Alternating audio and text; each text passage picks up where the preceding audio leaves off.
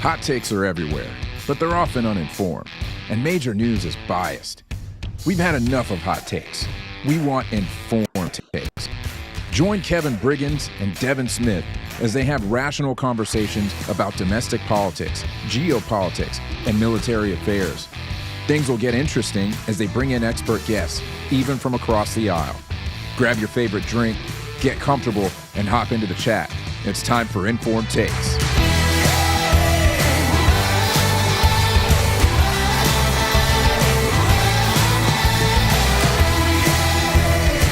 Welcome, everybody, to a special Thursday night episode of Informed Takes. We are glad you are with us. I am Kevin Briggins. He is Devin Smith. And, man, we got a good show for y'all today, a really good one, because apparently we are under crisis. We in crisis, baby. Man, I tell you what, there was going to be a crisis that was averted because of our good man, Virgil Walker. Because normally, 100%. y'all know, normally we do the show on Friday night, and we were trying to get Verge on the show, and Verge said, I'm going to be with my wife, and y'all should be with your wives. And, it just wasn't crossing my mind. And then I thought to myself, yeah, I'm going to die. I'm going to die if we don't do something. Good call, Kev. Good call. Yeah. And that's pretty much what it was. Like, I hadn't even thought about it. I hit Verge up, like, hey, and this was last week. Hey, we'd love to have you on the show this week. You know, he was like, I can't do next week, And I'm like, what mean, man? How about the next one, And he's like, you know that's Valentine's Day, right? And I was like, oh, yeah. Yeah, never mind. I just thought, let's just do it next Friday. And so, yeah, he hit me up real quick with like, you might not want to do that. So, yeah, we owe him for saving our marriages. We do. Yeah. Clarissa confirmed Virgil Walker saved our marriage.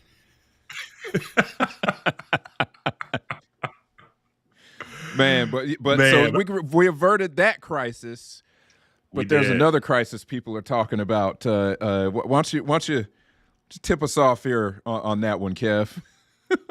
Yeah, apparently we are in a constitutional crisis, according to what the media keeps telling us. And when I say keep telling us, they keep telling us that we are in a constitutional crisis, or we're headed towards a constitutional crisis.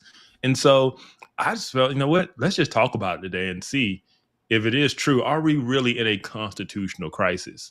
And that's going to be the buzzword. And every time we say it tonight, everybody take a drink.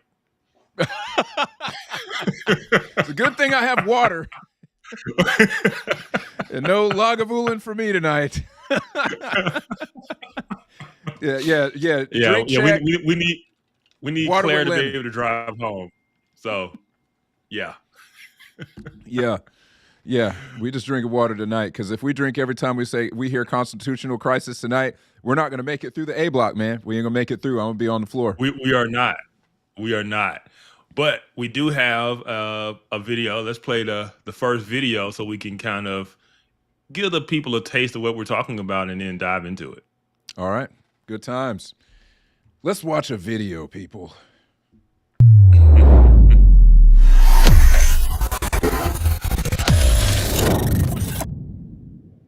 Oh, yeah. Man, that might be this. That never gets old. That never gets old. Man, all right. So, constitutional crisis. We've never faced quite the constitutional crisis that we do right now. They are fomenting a constitutional crisis. Yes. Are we staring down the barrel of a constitutional crisis? This is an existential constitutional crisis. A constitutional crisis, possibly. The constitutional crisis alarm bells are ringing. But is anybody listening? We're now like one subway stop from a real constitutional crisis. We are in effect, a constitutional crisis. Constitutional crisis. We're hearing it over and over again. Nancy Pelosi's already said that Donald Trump is unfit for office. She said that he belongs in prison. She says that we're in a constitutional crisis. If that's not enough to begin an impeachment inquiry, then what on earth is? Warnings of an impending constitutional crisis ripped through the nation's capital. There are experts who are saying this is a constitutional crisis. We are at a dangerous time in our history, a constitutional crisis that probably is the most severe moment since the Civil War. New warnings of a constitutional crisis just weeks into Trump's second term. The stage is set for a constitutional crisis. Could this signal the start of a constitutional crisis? Legal experts say our country could be headed toward a constitutional crisis. They're calling this a constitutional crisis. This is a constitutional crisis. I am unapologetic in suggesting we are in a constitutional crisis right now. Are we already in a constitutional crisis? Those two words, right? Constitutional crisis. Oh, man. I will say, if you took my advice and you took a drink or a shot every time you heard constitutional crisis, one, you're either really messed up right now, or you really have to go to the bathroom, because that was a lot. I had to stop because I was thinking to myself, if I drink this much water right now, I'm not going to make it to the end of the show. I'm going to have to go. I'm going to take a bathroom break. Yes. Man. So yeah, you know, we thought that it would be good, because neither Kevin nor myself are legal experts per se. We can read, but we did not pass a bar or anything like that. And in the spirit of the show, we call this Informed Takes because we want to be informed, and we want you to be informed. And so tonight we have an esteemed guest, a good friend of mine who's also a practicing lawyer, been practicing law for 13 years now, has his own law firm, and is a JAG in the U.S. Army National Guard, U.S. Army Reserve National Guard. We want to welcome Max Thielen to the show. Let's bring him in here.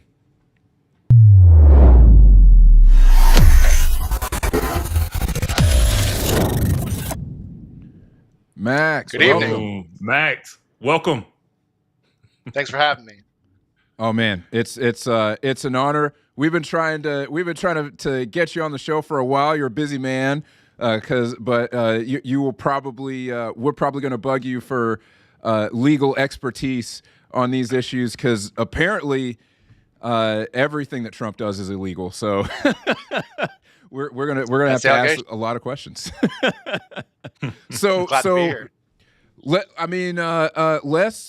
Let's jump right in here, man. I mean, there's a lot that's been happening with the new administration. Obviously, DOGE has a lot of feathers ruffled. Trump's been making moves even outside of DOGE. I mean, this is, probably the fastest pace that I've ever seen an administration move, or at least the fastest pace I've ever seen them actually move with this level of transparency. And I'm curious to know your thoughts. Are we in a constitutional crisis? The short answer to that is not yet. I think there's going to be a lot that's going to develop, and we'll see. Whenever a new administration takes power, especially in recent times, they always do as much as they can by executive order. That's normal. That's kind of the new standard for what happens when a president takes office. Now, a lot of those executive actions are going to be challenged, and some are going to be found legal, and some are going to be found illegal. And most of them that are found illegal will be found illegal based off of some violation of an Administrative Procedures Act or some labor law, not the Constitution.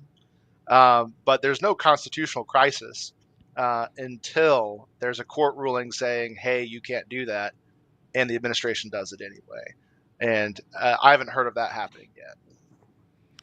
So that is interesting, because there was a federal judge who basically tried to block some of DOGE's actions as it pertains to a couple of congressional acts that they were trying to block funding for parts of them, and I think the Inflation Reduction Act was one of them. There was some stuff that funded that DOGE basically tried to pull the plug on, and there was another one, I can't remember the name of it, but there, that judge is saying that they need to basically release funding for those things immediately, and the there's been a bit of a back and forth because they're saying that they didn't comply. The Trump administration is saying that they did comply.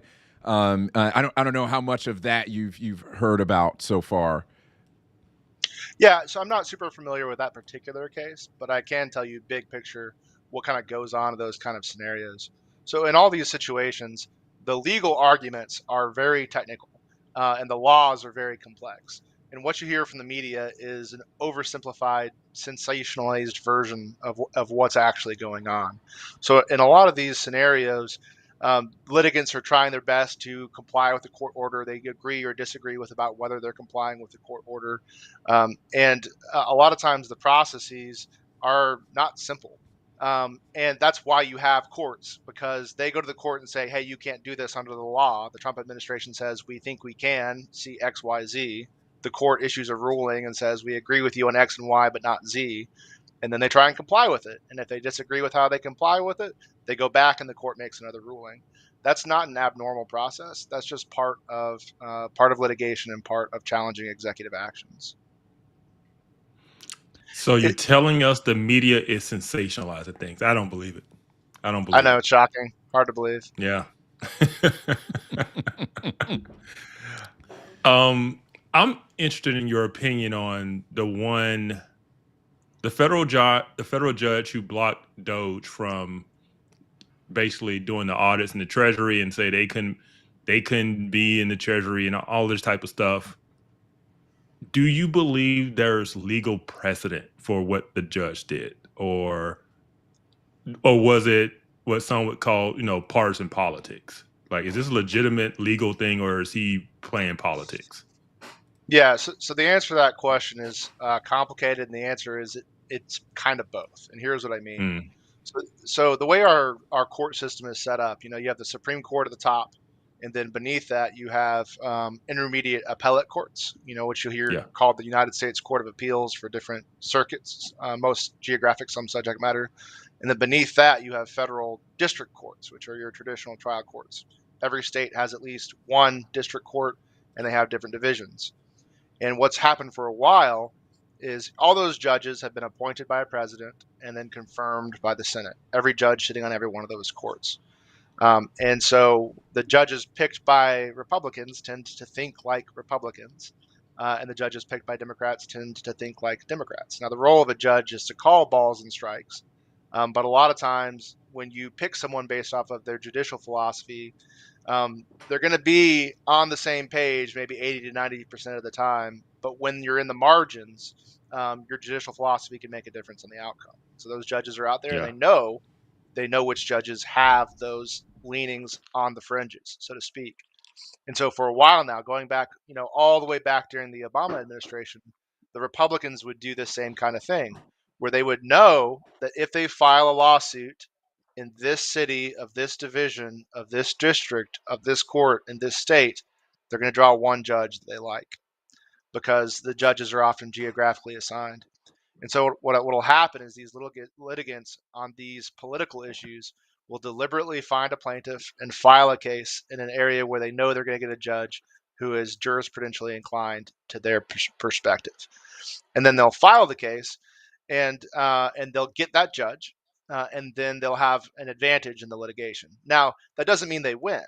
A lot of times the law is clear and against their position, and even judges that have a leaning, they're trying, most of them, the vast majority of them, are trying to do the right thing, but in the margins, they're going to see it the same way as the Democrats see it. And so when it comes to a case like that, the answer is you really have to get into the particulars of what they're doing. And also, there are 2 or 3 cases challenging DOGE accessing this information, and they're challenging it based on different reasons. There are privacy laws that Congress has passed that bind executive action, and if they're violating a privacy law, that could be a legitimate reason to stop it. There are also laws about who can access that information within those privacy laws, and the question is are they government officials or not? Nobody at DOGE was appointed by the president and confirmed by the Senate. And so there's a lot of questions there that are legitimate questions, but also you have to remember the posture that this comes in. When a lawsuit is filed, a lot of times the party challenging the law will ask for a temporary restraining order, and those are incredibly brief in time. And you can get those before the other party even shows up if you convince the court, hey, if you don't stop this today, the harm is going to be irreparable before we can even talk about it. And so I think some of those orders were actually given by judges before the Department of Justice had the opportunity to be heard. But those orders are short.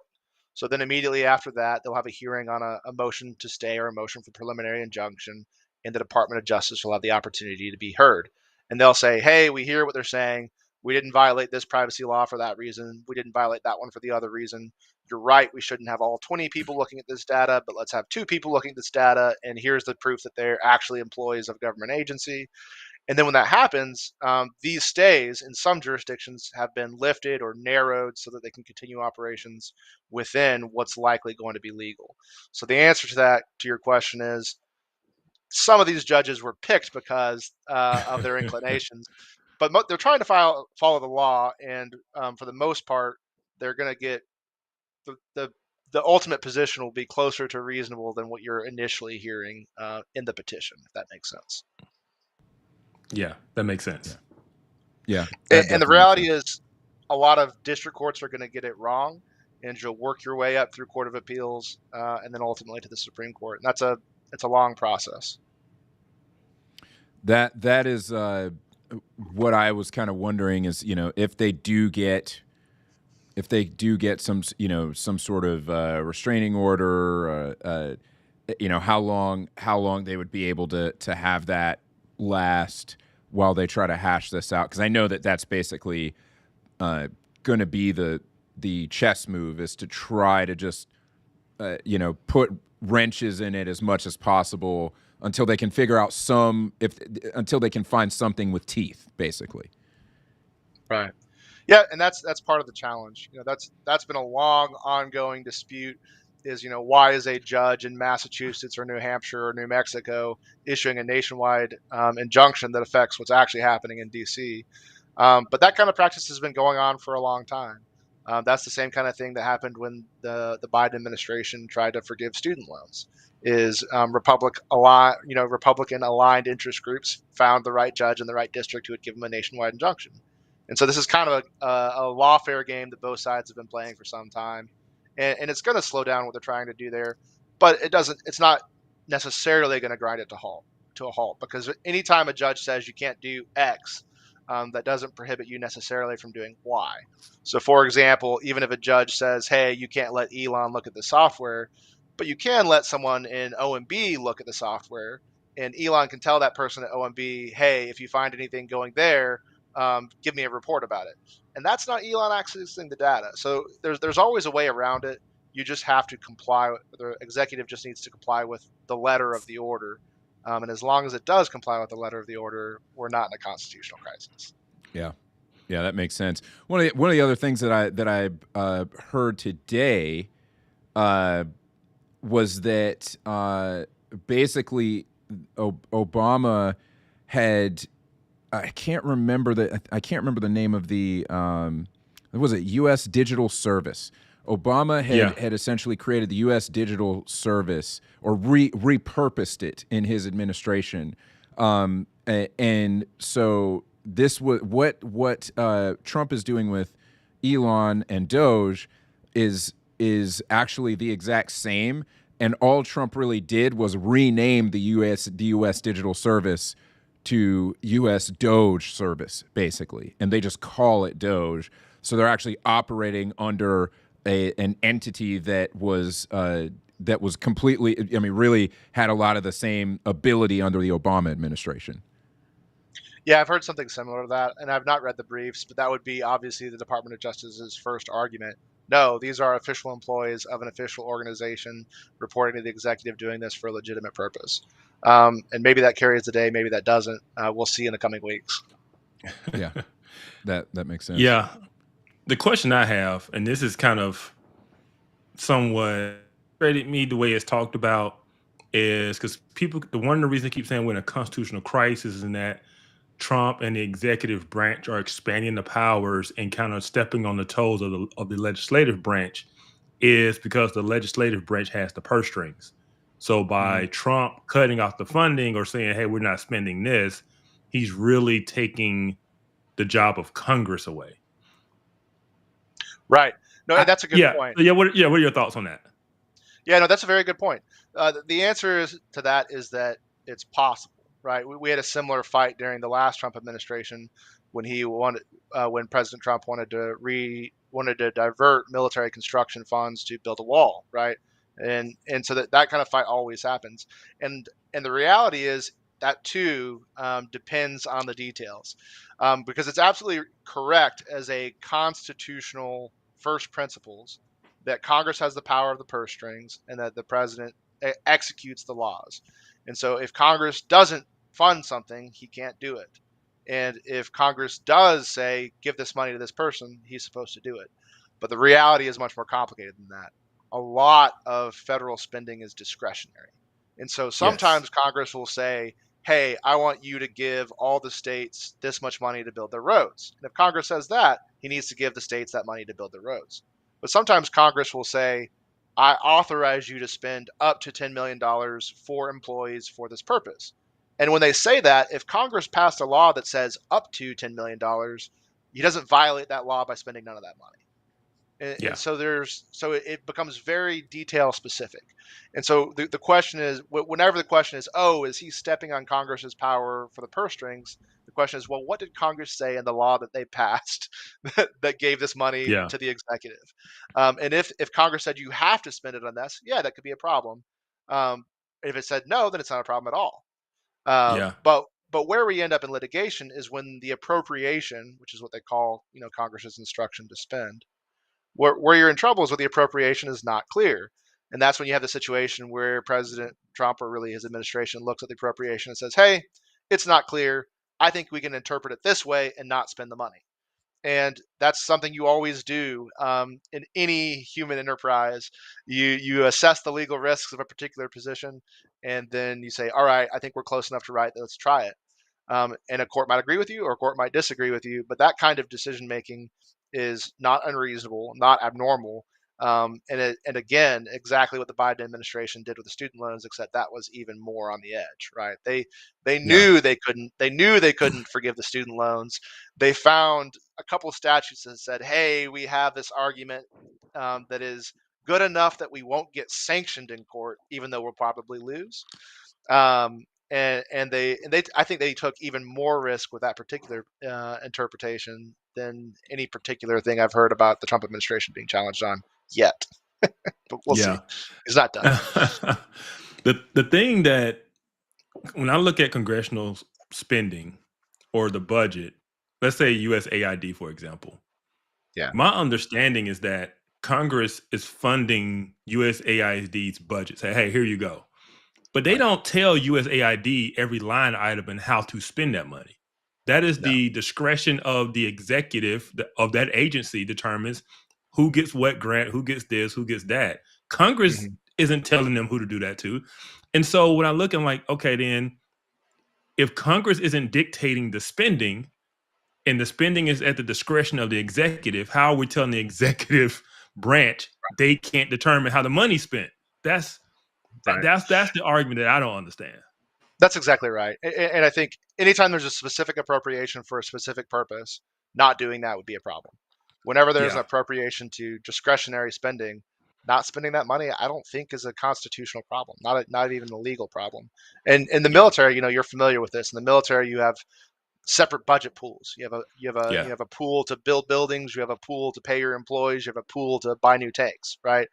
And you can't use the tank money. You can't cross money. Nope. Yeah, you can't dip in a different pot. You can't. But if you don't want to buy a tank, you don't have to spend the tank money. And that's what the concept of discretionary appropriations. Yeah, no, that makes sense. The media just never talks about it like that. They just say Trump's being fascist and and causing a constitutional crisis by not spending the money. I'm like, Congress doesn't tell these agencies how to spend their money. I mean, I know there are specific things like you say, roads and things like that, but they're not telling NIH how much money to give to what institution for what research. That's up to the director of NIH decides that. And so I don't think the president, who's the head of the executive branch, is in violation of the law for using his discretion on how the money is spent. That's just me. But the news never talks about it from a discretionary standpoint. They just say it's a constitutional crisis because Trump signed an executive order, and they don't explain it, And so that's kind of been my frustration just watching the news. And even I try to watch quality news, right? I try to watch people who's supposed to know what they're talking about, and it just never comes up. So I appreciate you explaining that. Yeah, and it's very similar to what happened during President Obama's administration when they kind of had a blanket policy at the Department of Justice that, we're not going to prosecute these crimes.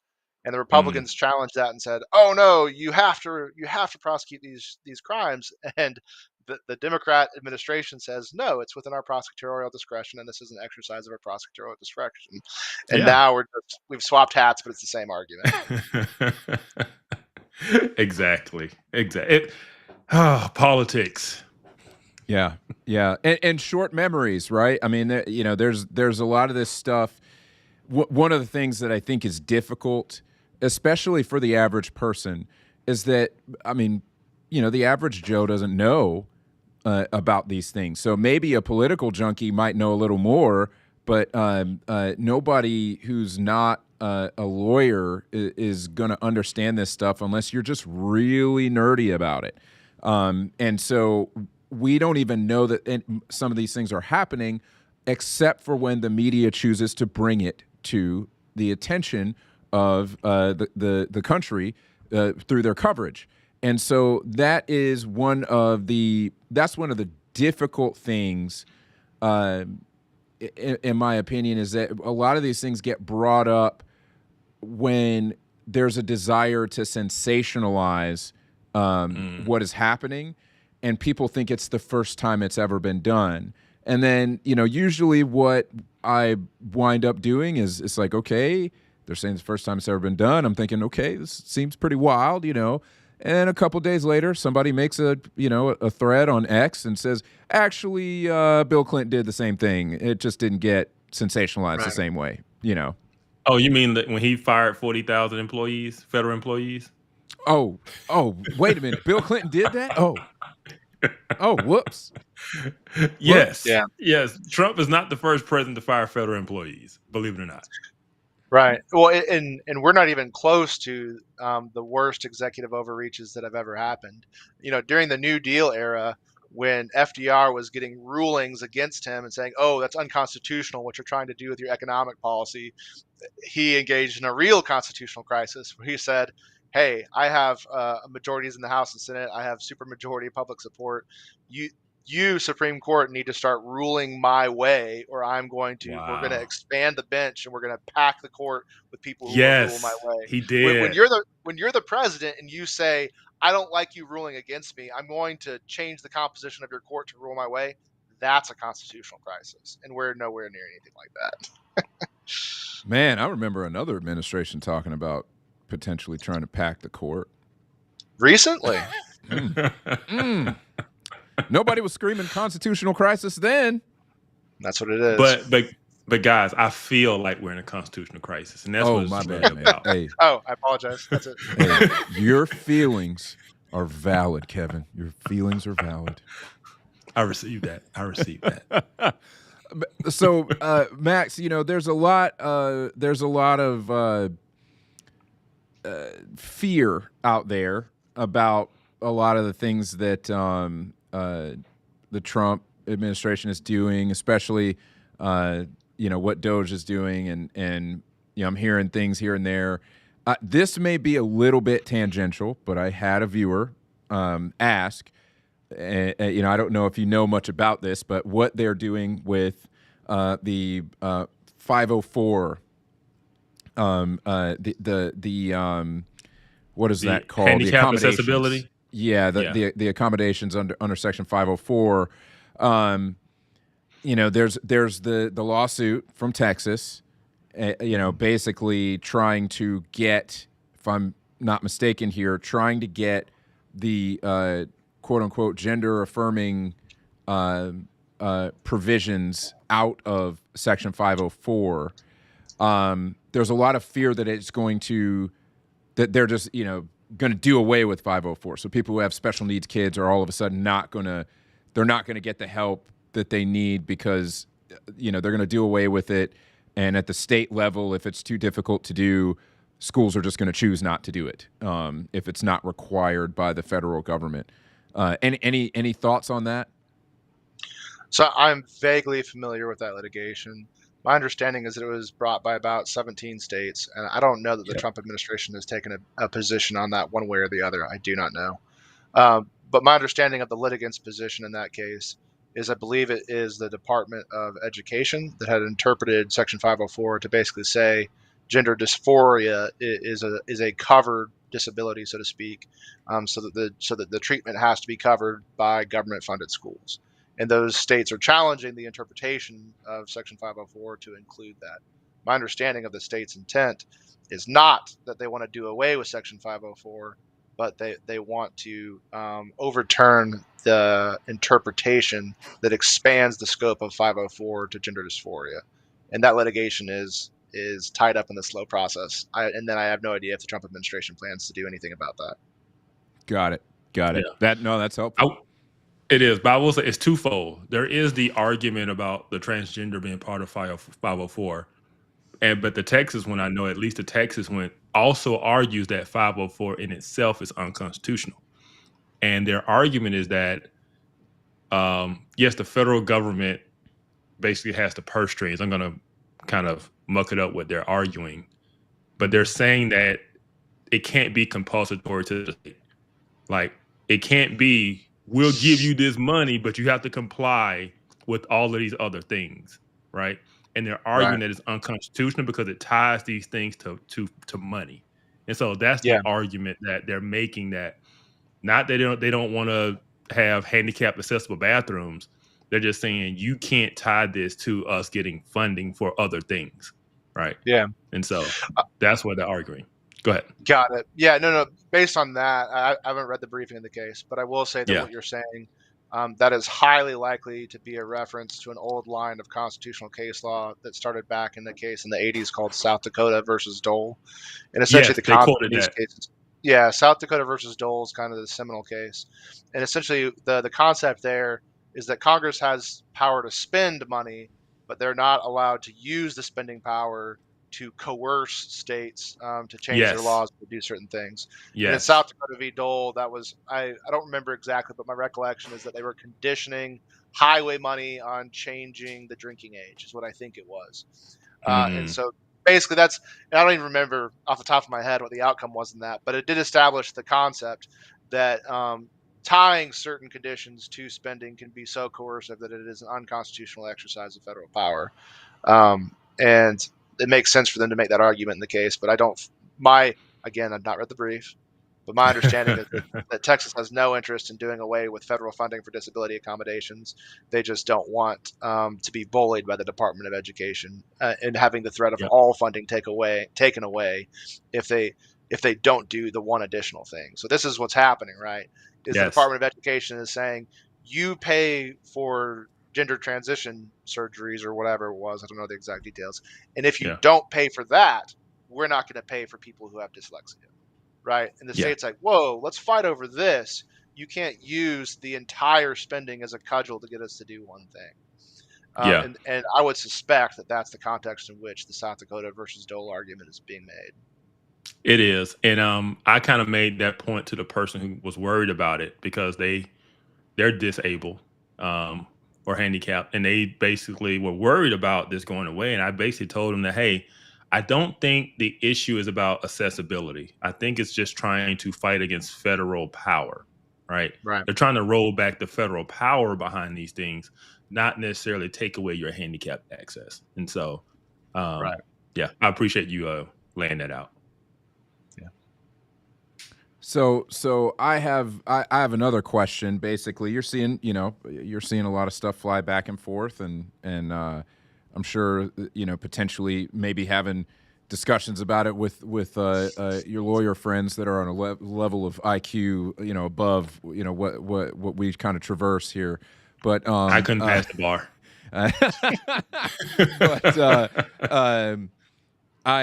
I'm curious if there's anything that you're seeing that does actually concern you.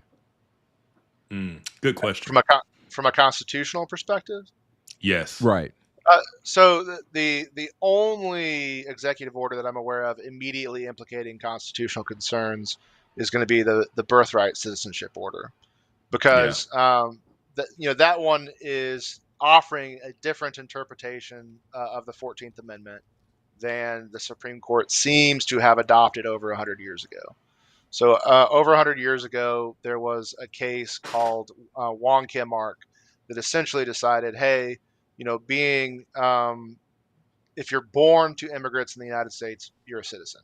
Now, there are some distinctions in that case. I think the people who were immigrants in that case were lawfully present. At least that's the distinction that some of the litigants have made.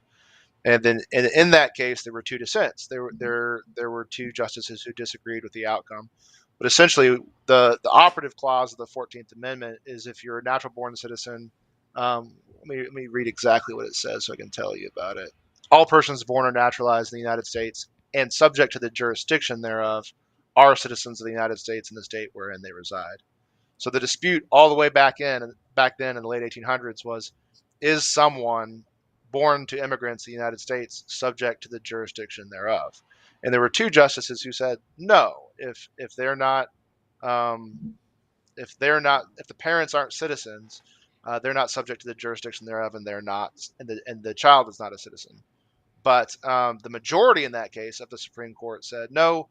If they're immigrants here in the U.S., they're subject to the jurisdiction of the United States, and so their children are citizens. And they basically said all that the subject to the jurisdiction thereof clause means is that they're not essentially either the sons of diplomats from an ambassador or something, or an invading army, for example. And so when President Trump has issued an executive order taking the different interpretation, essentially taking the interpretation that the dissent had, it's not that simple, because again, he's distinguishing illegal immigrants versus legal immigrants. But that's the one that, right away, the meat of the executive order immediately touches a constitutional provision. So that's one that's going to be interesting to follow and see what the courts do and how the Trump administration reacts.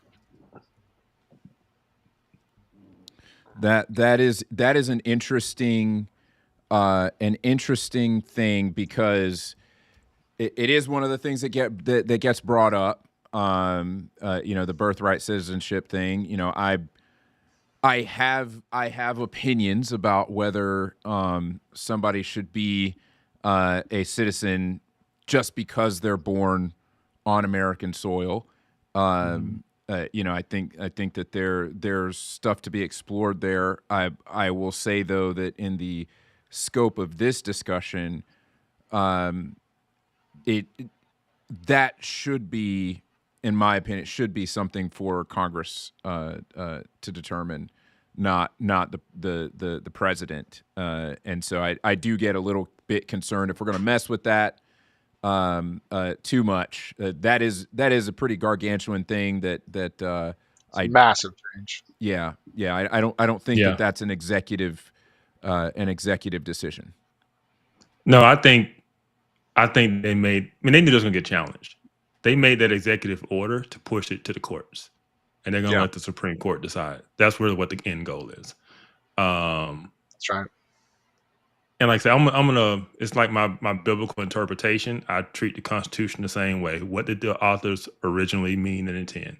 And I do think that there's a question of, did they mean for this to apply to illegal immigrants, people who are in the country illegally?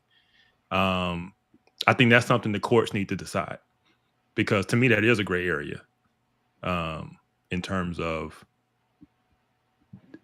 is an illegal immigrant or a child of an illegal immigrant subject to the jurisdiction thereof? We know legal immigrants are, but I think it's a question that needs to be waged. And so I think the executive order was just a way to challenge it, to put it to the courts. So yeah, well, and that's practically correct, because as soon as he signed it, he knew that there would be a complaint challenging the constitutionality of it the next day, and there was, and he knew that there'd be an injunction prohibiting it from being enforced the next day, and there was. Yeah. And it's definitely going to ultimately be decided, I think, by the Supreme Court, which, it's over time. It's overdue. I mean, the last time we had a Supreme Court interpretation of this clause was 1898. And our immigration laws have changed substantially since 1898. Yeah. Wow. Yeah. And another question that I have, just kind of along the lines of what Kevin said, at the time of the nation's founding, when the Constitution was being framed, was there even a concept of illegal immigration? Did we even really require somebody to go through a process? Was that a status that you could even have back then? That's an excellent historical question that I do not know the answer to.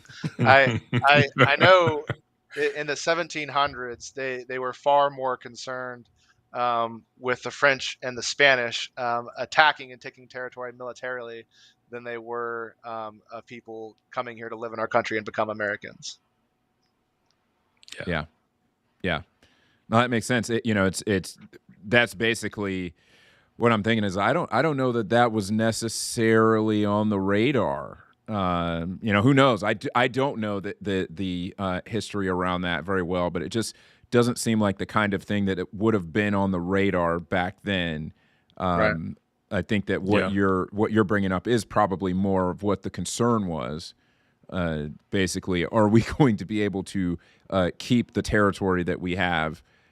Because we weren't. The United States was not a superpower back then in any shape or form. Yeah. No, I think that's exactly right. And then, even into the late 1800s, early 1900s, we had mass immigration. And to my knowledge, it did not involve the same kind of quotas and numbers and visas that we now involve. Like my German paternal great-grandparents came over in the 1890s. And as far as I know, they just showed up and stepped off the ship. And so it was an entirely different framework. The concept of you broke the laws to get here doesn't, to my knowledge, doesn't seem to have been part of the context at the time. Right. No, and I will say because a lot of people feel like it's too hard to immigrate here. They feel like it's too hard to do it the right way. And so the argument that you see from a lot of folks is that it's too hard to come here the right way, and that's why people are coming here illegally. And even in my family, there's a history of people trying to come from my mom's home country and not being able to come, and so there are definitely strong feelings in amongst my family about that. I tend to agree that legal immigration is too difficult. I don't think that is a justification to immigrate illegally, but I do think that it would be a lot better if we had a little bit more of the Ellis Island attitude. You come here, but we're not handing you anything when you come. And so I think that's one of the reasons why we have to vet, is because when somebody is benefiting from social services, that can be overwhelmed. Back in the 1890s, that wasn't a thing. You come here and you make it. You figure out a way to make it. You were coming, and if you were going to make it, that meant that you were basically being a net benefit to society, as long as you weren't making it in a way that breaks the law. Yeah.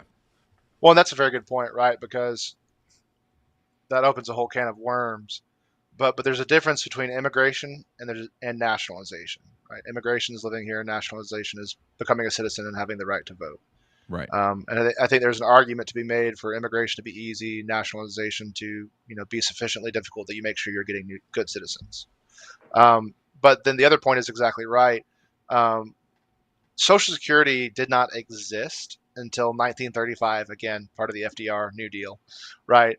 And so the idea that people would come here and be a drain on our social services didn't exist because there were no social services to drain on. And we've only had restrictions on immigration when we've become just a little bit more socialist. And so those have kind of gone hand in hand.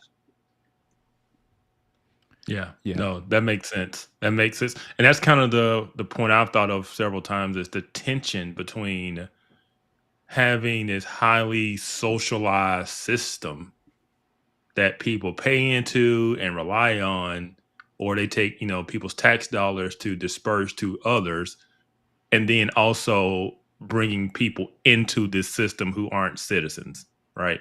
Just flooding millions of people in.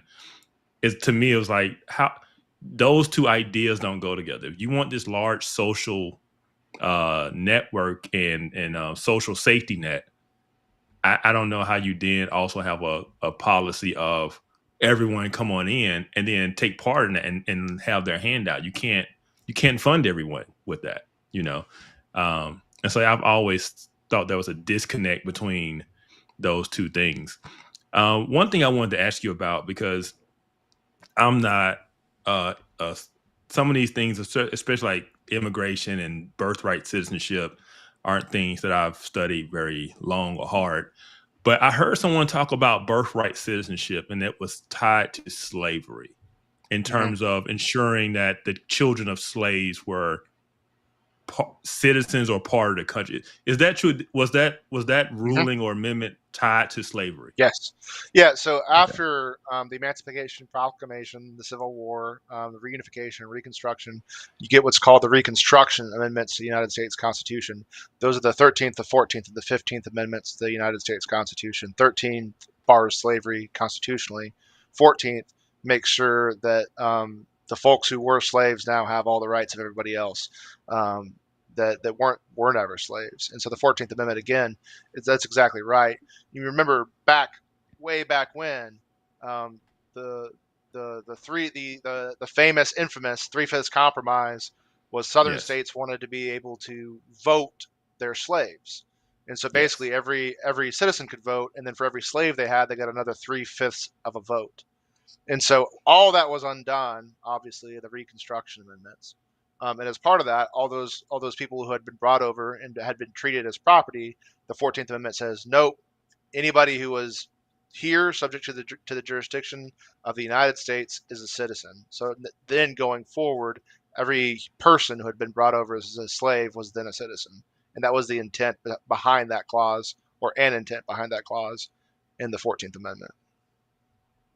That's good. That's good. That's good. That's good context for us to understand what birthright citizenship, what we call birthright citizenship, came from. And so that is the context from which they have to rule. Okay, now does this apply to the children of illegal immigrants? And so that's where it's good to understand the context, because we have to draw a line. From my understanding, as an originalist, you have to draw a line from that to this to say, yes, this falls under that, or this was meant to include that, or I know some judges just vote how they feel. That's how I think. I think they vote. Sometimes they vote based on ideology and how they want it to come out versus the original intent of the founders or the law. But I'll let you kind of speak to that. Yeah, no, I think that's right. I mean, especially when it comes to constitutional interpretation. When we're going to say that there is a law that is so powerful that Congress can't overturn it other than a constitutional amendment, we have to be very careful to not give that super law, a constitutional law, any broader meaning than it originally meant when it was enacted by a supermajority. And so because of that, we're always very careful to give the laws their original meaning. And I think that your intuition here is exactly right, that we know that the original meaning of this language was that folks who were brought to the United States lawfully, but against their will, were to be citizens, and their children were to be citizens just by function of them having been born here. And we know that was part of the law. And the question is, well, how does that apply to people who immigrated illegally? And the answer to that question is not an easy one, and the Supreme Court is probably going to have to answer it soon. Yeah. Wow, man, yeah, I didn't know that. Thanks for bringing that up, Kev. I didn't know that was the original part of the original intent of that law, and I can understand how that can be used in this, sort of public discourse around this. I imagine it is going to get used. I haven't heard Democrats start to use that one, but I'm just waiting at this point. But no, it is. It's good. I mean, that's why we call this show Informed Takes, because you're not going to get this discussion probably anywhere, which is sad, because this is what the news should be talking about. This is what they should be doing, and that's not what's happening. So, Max, I appreciate it. Glad to. Yeah, man. Yep. So, Kevin, you have any more questions for Max here? I know we've held on to him for an hour. I think I may have one more. No, I think because when you already asked him, if he thought anything was constitutional or unconstitutional, and so no, I think we're good. So, my last question, I had a discussion today with someone, and they were basically saying that even if everything that Trump is doing and by extension that DOGE is doing, even if all of that is legal, people are scared, and the administration, they feel like the administration's not doing a great job of explaining why what they're doing is not bad. I mean, Elon is on X talking about it pretty much every day, all day, every day. But I would love to get your perspective on how, do people really have a reason to be concerned about the stuff that we see happening? Is there anything that can be said to assuage fears of people who kind of find themselves on the fence about this stuff? Yeah, I mean, I think it depends on what particular they're talking about him doing, and what in particular they're afraid of. If you are a federal employee in a large bureaucracy, you have reason to be concerned, and your reason to be concerned could be good or could be bad, because DOGE is trying to get rid of inefficient positions that shouldn't exist, and poorly performing employees, and I think that there's an argument to be made that that's a good thing. But when you're talking about a massive organization with hundreds of thousands of people, it's inevitable that you will be getting rid of good people along with the bad. And that's not something that we want to do. That's not something that I think the Trump administration wants to do, but you have collateral damage. And I do think that the administration is very dead set on accomplishing that. And I think that the way they've done it through the resignation approach is already making significant changes. And, we want a government that doesn't do things that it's not supposed to do, but that does the things that it's supposed to do well. And I do think there is some legitimate concern that the way this has been approached is going to result in losing employees who do what the government is supposed to do well. Now, that doesn't mean that it's the end of the world. You have shakeups, you get people back, but I think it's important to analyze all those issues particularly, and not fall into a hysteria about everything that's happening, but think about who does this affect, how is it going to affect, and how can we mitigate it or help it, depending on your position. Well, everybody knows my position. I do have one last question. I thought about something. A friend of mine hit me up, highly concerned that I was not challenging Trump for being an authoritarian and basically being a threat to the free press. So apparently, because the Associated Press would not use the Gulf of America terminology, Trump banned them from the White House press room. And the person who was outraged about that said that it was a threat to free press. And so I just want to know your thoughts on freedom of the press, this fight that Trump is having with the press. In your mind, does this challenge some type of we'll use the term constitutional crisis? Is this a constitutional crisis the fact that Trump is banning a news agency for not using a term that he wants them to use? Great question. So I think that you have to break down what exactly is happening. And here's what I mean by that. If Trump sent police officers to the Associated Press to shut down their newsroom and take down their website, yeah, that'd be a constitutional crisis. That'd be a big problem.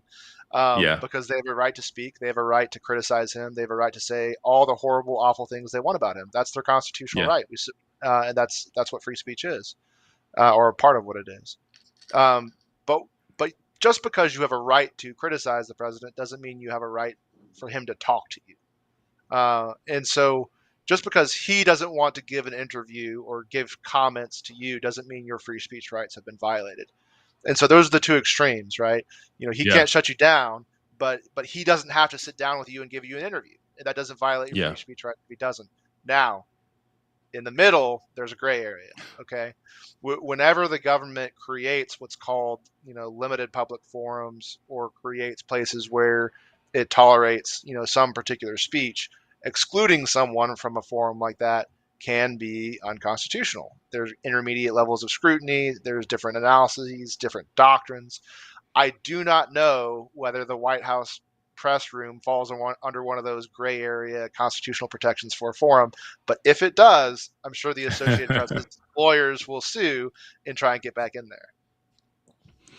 Yeah, I'm sure they will. But no, I appreciate it. That was very helpful and clarifying. And I'm glad you confirmed that we're in the constitutional crisis. I'm just glad that you affirmed my feelings. Yes. Sound the alarms. Sound the alarms. Man, yeah, I think we did have one viewer who said that we are in a constitutional crisis, and that the people who can do something about it aren't doing something about it. I asked them for clarification on that, but I don't think I got a response on that.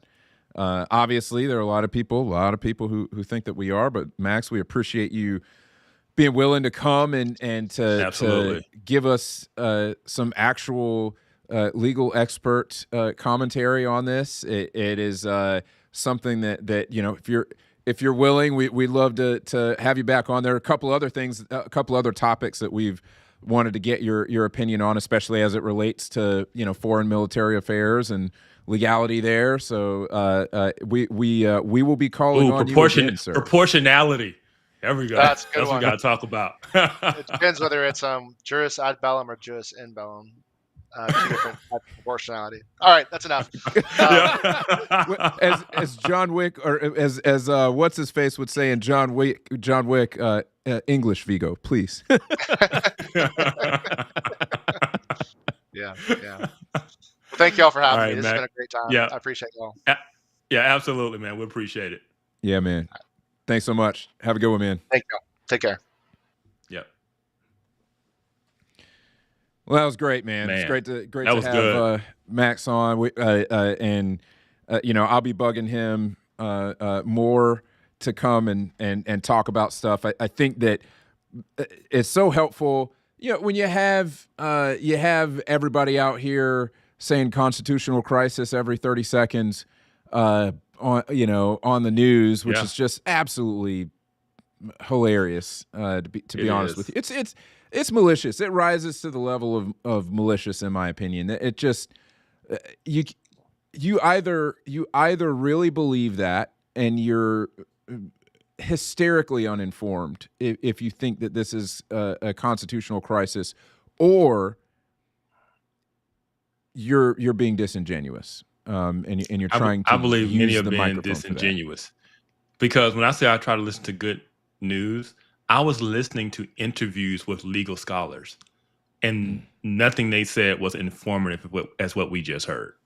It was all just co-signing the sensationalism. That's all it was. Yeah. And this person is a legal scholar and legal this at this university for this law school, and they said nothing as informative as what we heard tonight. And so that just shows you that true law, like everything else, is in practice, not in academia. So Yep, there it is. I mean, I definitely think that the reality of it often is less sensational than we'd like it to be. Even things that we think are unprecedented, right? We wind up finding, like we said before, there's precedent for it. It just was not. Nobody put a megaphone to their mouth about it. Nobody plastered it on all the TVs in the country and talked about it like it was a big deal. So nobody freaked out. When Bill Clinton did what he did, I don't know that anybody was really freaking out the way that people are freaking out now. No, because probably commended. As I have reminded people many times on social media, we have a system of checks and balances. And those are 3 branches of government. A large federal bureaucracy of unelected bureaucrats to block the president's agenda is not part of the checks and balances. Dismantling the bureaucracy is not dismantling democracy. No. And so stop letting people gaslight you as if the executive, as the chief administrator of the executive branch, executing his authority over his branch of government is some type of authoritarian move. That's not what it is. It is the executive branch doing what the executive branch always does. Every administration does this. The only difference is, and I'll say this, if Trump was creating an executive order to expand a federal agency to hand out more foreign aid, no one would say anything. Nope. Right? No one would say he was being authoritarian. But because he wants to cut the money off, it's like, oh, he's been authoritarian. It's like, it's not fascism because you don't like what they're doing. If Trump is fascist, then so was Biden, so was Obama. Every administration that comes in does this. You just don't like how he's choosing to do it. That doesn't make it fascist, and that doesn't make him an authoritarian. It makes him the head of the executive branch of government. And so, but when the media is just constantly saying the same thing over and over again, and that's all people know and they listen to and they trust, then you get people just regurgitating, we're in a constitutional crisis. Play that other video, which was literally the first video. So people can just see how this is not the first time the media has done this. We've seen this before. That's right. Yes, we've seen this movie before. Yes.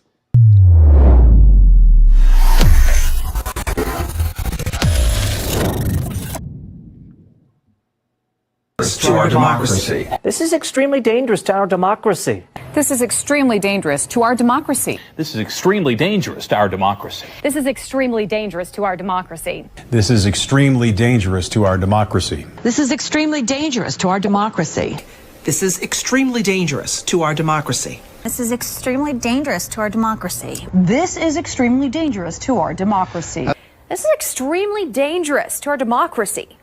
This is extremely dangerous to our democracy. This is extremely dangerous to our democracy. This is extremely dangerous to our democracy. This is extremely dangerous to our democracy. This is extremely dangerous to our democracy. To our democracy. This is extremely dangerous to our democracy. This is extremely dangerous to our democracy. This is extremely dangerous to our democracy. This is extremely dangerous to our democracy. We got to stop it. We got to stop it. Oh, there's no stopping it. Once it starts, there's no stopping it. But I hope people understand. I hope people get it. This is not free press. This is not journalism. This isn't the news. This is a psyop. Yeah. This is propaganda. Yeah. Right? They're getting the memo fed to them what to say. And the question is who's feeding them what to say. And it's obvious that they have the same boss coming down telling them what to say. This isn't journalism. So watch it with a grain of salt. Yeah, I mean, when they all say the same thing, literally from a script, with very little variation. I'm sure many of you have seen this video before. The full version of it is actually more concerning because it wasn't just this little bit that they said, almost word for word, verbatim, across the country. It was a whole spiel that they had a bunch of their anchors stand in front of cameras in their news studios and say almost the exact same thing. And if it wasn't for the internet, I don't know that we would have known that that happened. That so many different news stations basically did that, and they want us to trust them. I'm sorry. When you all say the same thing, it came from somebody, and you all decided to follow the order, and that is scary. Yep, 100%. And they wonder why ratings are low. The American people don't trust the news.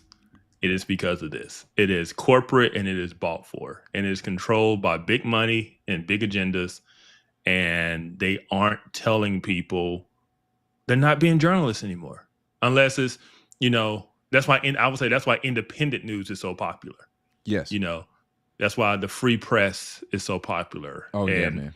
The Rising on YouTube and The Hill. And even if I don't agree with them, they're better than the corporate news. They're better than CNN, MSNBC, ABC, CBS, even Fox News, right? The independent news on YouTube is way better than the what we call the legacy corporate media that's bought and paid for. And so, that's why I wanted to play those two videos, the constitutional crisis and the threat to our democracy videos, just to show this people and people in a frenzy, right? People we know and love and care for are all worked up and worried because they're drinking this Kool-Aid, Yeah. And so sometimes I don't blame them because I know what's being done to them, and I just find it sad that it's effective. The diet, right? The diet that they're consuming essentially, and it can be very easy to tell that their source of information is CNN or MSNBC or something like that, because you get in a discussion with them and they're saying the same things that are being said. Without any further depth, so it's one thing to say the same thing. It's another thing to say that and not have any depth beyond what was said on news on TV. And that demonstrates this person hasn't really looked into it past what they saw in a newscast, probably, or in one social media post. And when you have a discussion with somebody like that, I've had to learn how to control my emotional involvement in the discussion, because it's easy when somebody else is getting worked up to get worked up too. But you have to realize, okay, this person's operating off of that. They're not going and getting any other information, which, you could say that is on them for not doing that. I think that's fair. However, realize that if you can maintain your composure and come with an informed take, you may just be able to move the needle a little bit. I always kind of hold out hope that in a discussion like that, if I'm able to maintain my composure, ask the right questions, come with an informed take, that even I know that I might not change their mind in that moment, but at least give them something to think about. Yeah. No, that's good advice, man. Good advice. I'll make it biblical for, some members of our audience to understand of basically the idea of reaping burning coals over their head. Like, they have nothing against you. You love them. You're nice to them. You're killing them with kindness is the concept of, so don't meet anger with anger, and, or smart comment with smart comment. And just kill them with kindness, so they have nothing to charge you with. They have nothing against you. And they're just faced with the truth. And so let them argue with the truth. Man, so. Elder Briggins bringing the truth. But man, this has been a good show. This has been a good show. One of my favorites so far. I really love, Matt's coming on, and just the depth of information that was provided and the clarity. Like I said, I've listened to a lot of stuff on this topic, highly reputable news agencies, legal scholars, and nothing was as good as what we got tonight. So this was good. That's that was super helpful. That is the nature of the man, and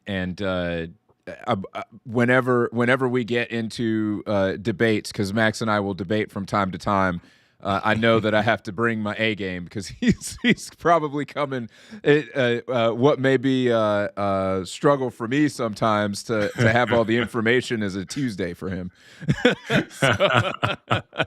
You just know when the debates start, you're the underdog. It's but it's great, man. He's surprisingly knowledgeable about a number of things. Loves law, not just the area that he practices in. And you got to be careful, because he's going to start throwing out all those Latin law phrases. But it's just because he loves it so much. So we appreciate him, and we'll definitely have him back if he'll come, which I'm sure he will. Yep, absolutely. And yeah, we appreciate you guys joining us tonight. We thank you guys for your support. You're always with us, especially on a Thursday night. Normally on Fridays, but next week we'll be back to Friday. Like I say, support the channel, like, subscribe, follow us on social media, share on social media. Just share it with your friends. Check out the merch store. We are unburdened. That's right. And then, and like I say, and join us next week as we tackle the latest in foreign and domestic politics. But until then, stay informed. Stay informed, folks. Appreciate you.